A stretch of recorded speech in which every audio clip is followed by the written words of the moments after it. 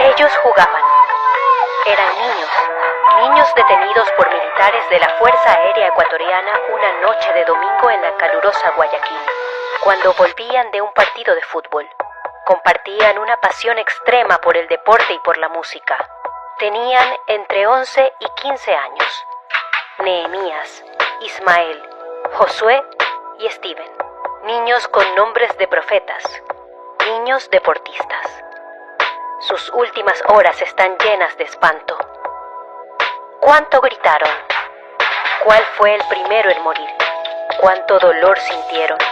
Minutos de horror para los que no hay lenguaje. Solo lágrimas y preguntas. ¿Por qué los detuvieron ilegalmente?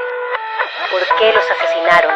¿Por qué los quemaron y por qué esparcieron sus cercenados restos en un manglar remoto?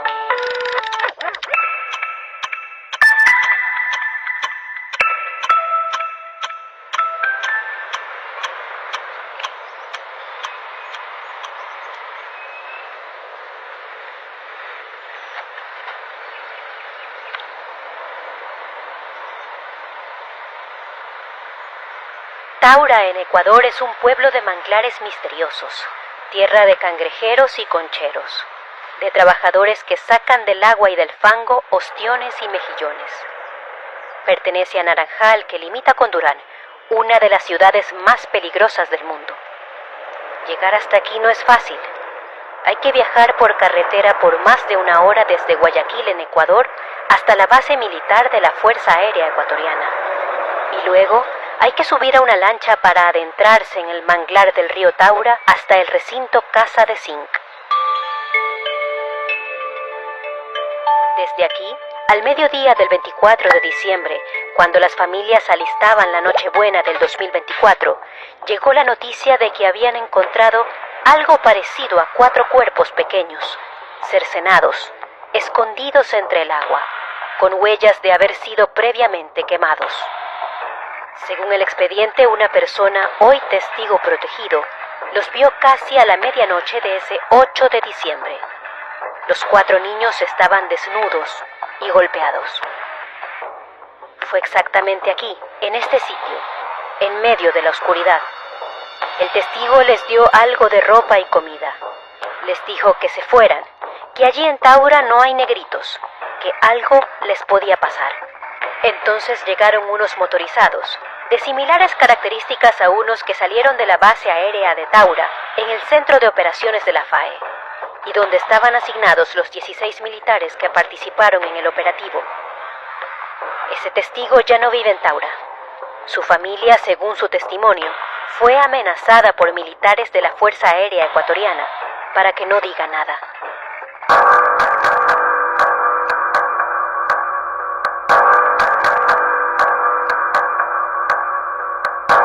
Ellos, al saber que dejarlos en Taura a merced y exposición de un sector donde existe alta confluencia de delictividad, es prácticamente de dejarlos no solamente a merced de esos grupos, a los 4 niños de las Malvinas, sino a un fin que es el que realmente recibieron, un fin de muerte.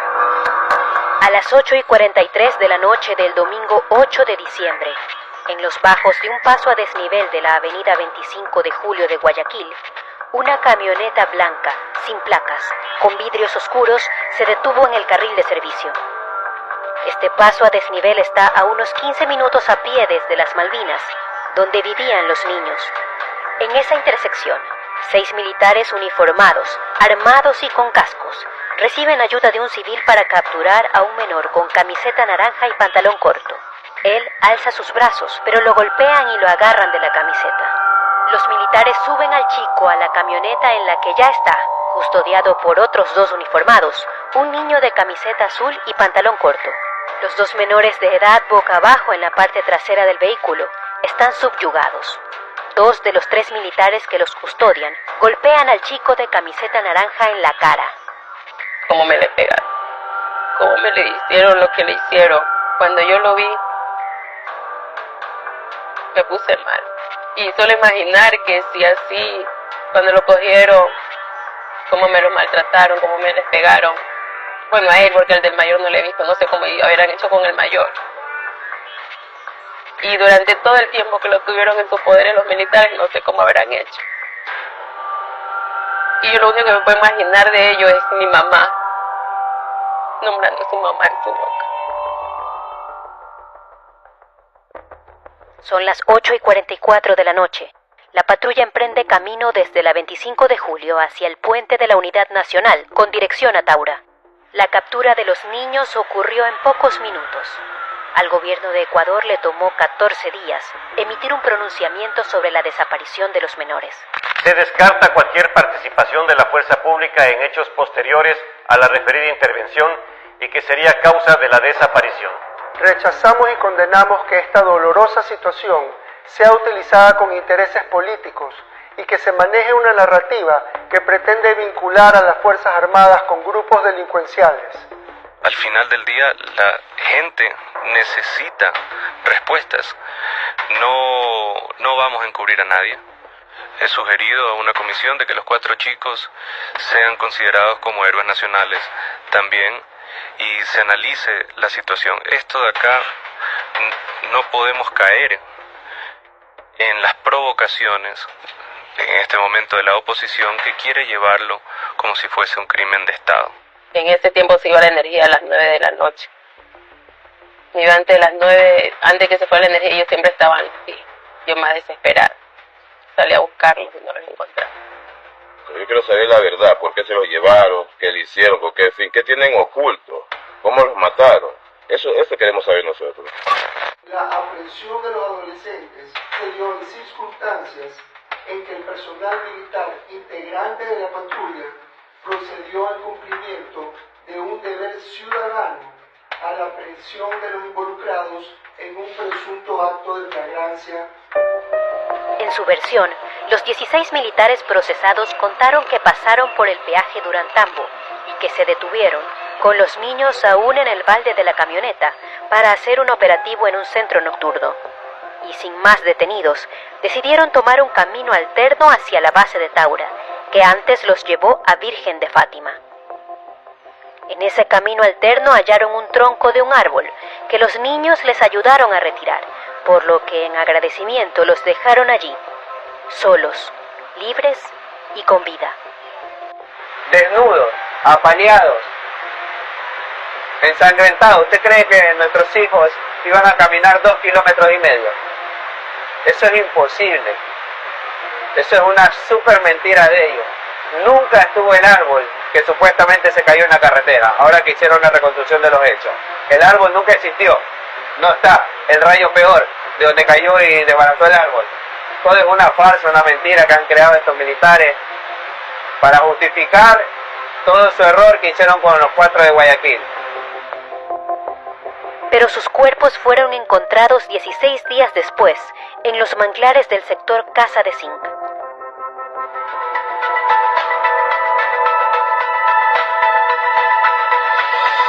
Candidato Noboa, la tragedia de los 4 niños nos rompió a todos.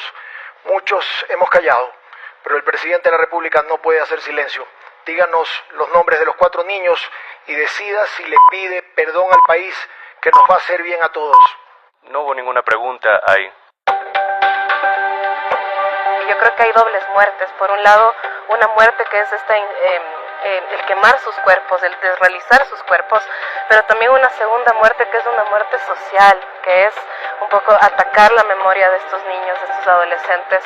¿Será que estas personas permanecieron debajo del puente jugando fútbol durante 10 minutos hasta la llegada de los militares? Yo no lo creo. Nehemías, Ismael, Josué y Steven salieron de casa por última vez para ir a un partido de fútbol.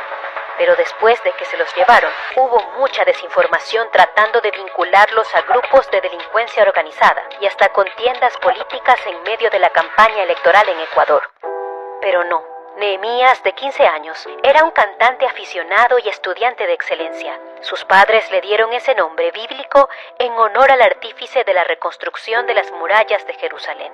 Ismael y Josué Arroyo, de 15 y 14 años, eran hermanos, futbolistas. Llevaban nombres de profetas por las creencias de sus padres, miembros de una iglesia evangélica de la zona.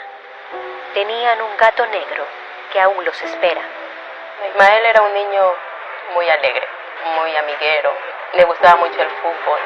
El otro también le gustaba el fútbol, Josué, pero él más se dedicó a lo que eran los estudios, porque él me decía, mami, yo voy a estudiar y voy a hacerme militar y yo te voy a comprar una casa.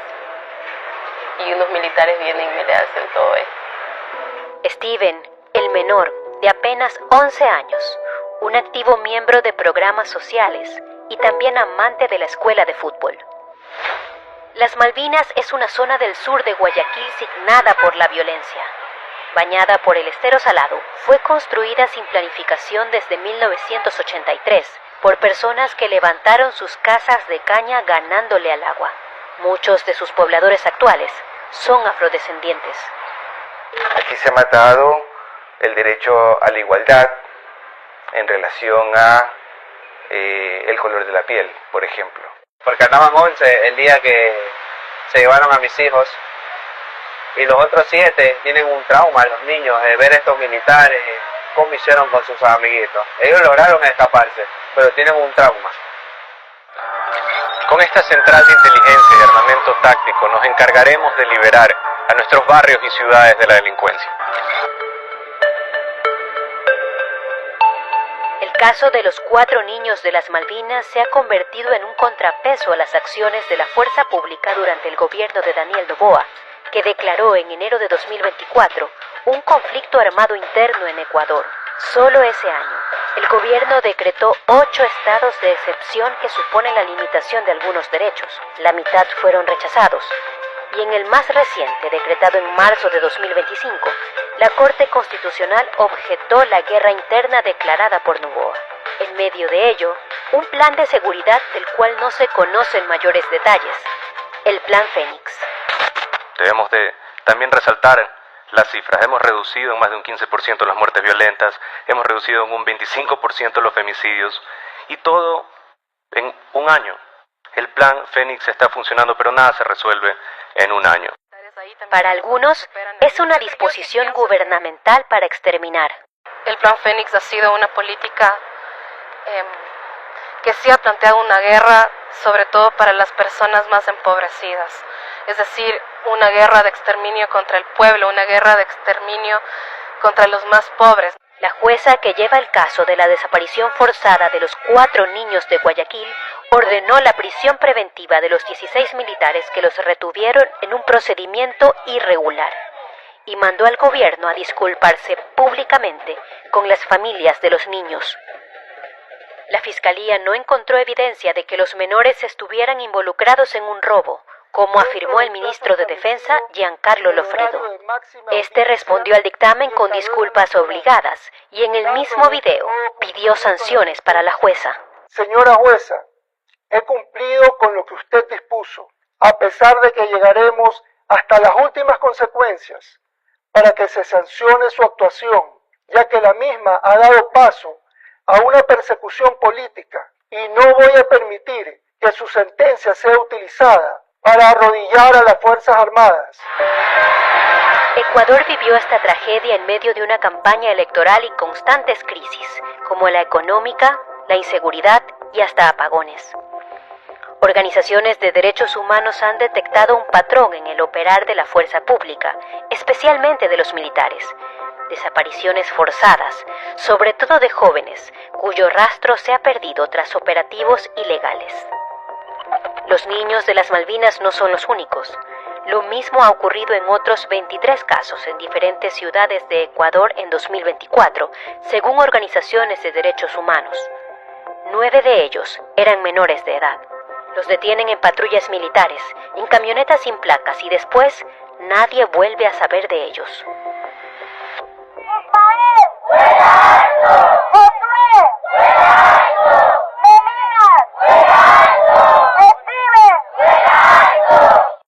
El último adiós. La última morada en Guayaquil. Despedir a los hijos o a los pedazos de ellos que el fuego no consumió y que el manglar no se tragó. Luis, el padre de 2 de los niños, narró que los asesinos solo le dejaron los pies de su Ismael, de 15 años, sus callos de futbolista, porque la cabeza no estaba.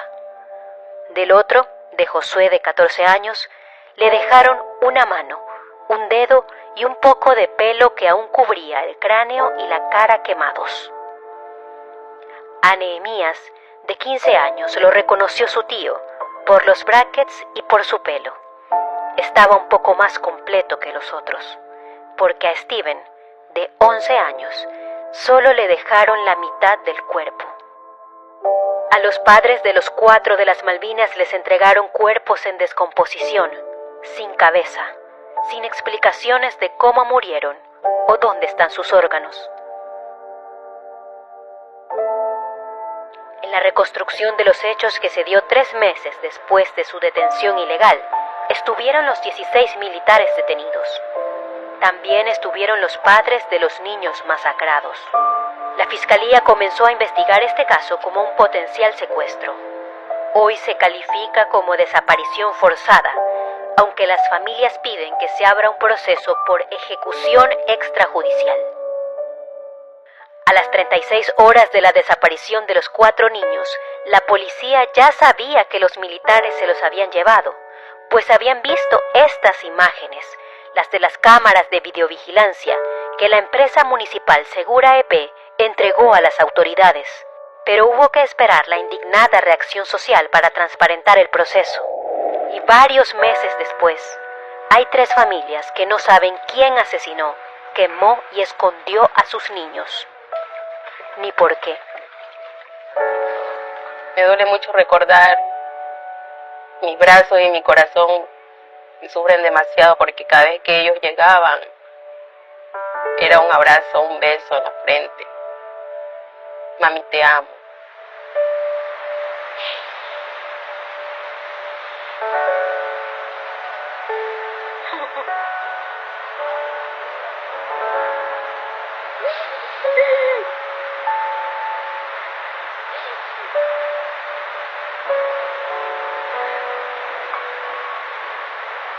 Es algo muy duro esto. Solo que estoy viendo algo muy duro y no se lo deseo a nadie. A nadie. Sobre todo como madre. Es duro perder a un hijo.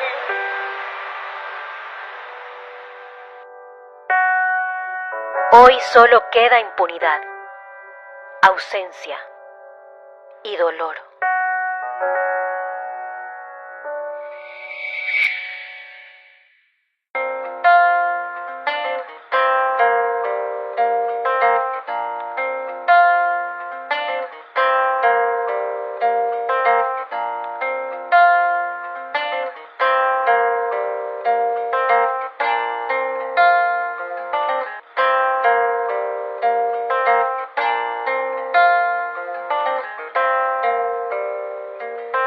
Cuando no estás, o me encuentro en otro lugar del mundo. Cuando no estás, me equivoco cada medio segundo. Cuando no estás, la soledad me aconseja mal. Cuando no estás, no se abre el paracaídas de salto igual. Me pierdo en habitaciones vacías cuando no estás,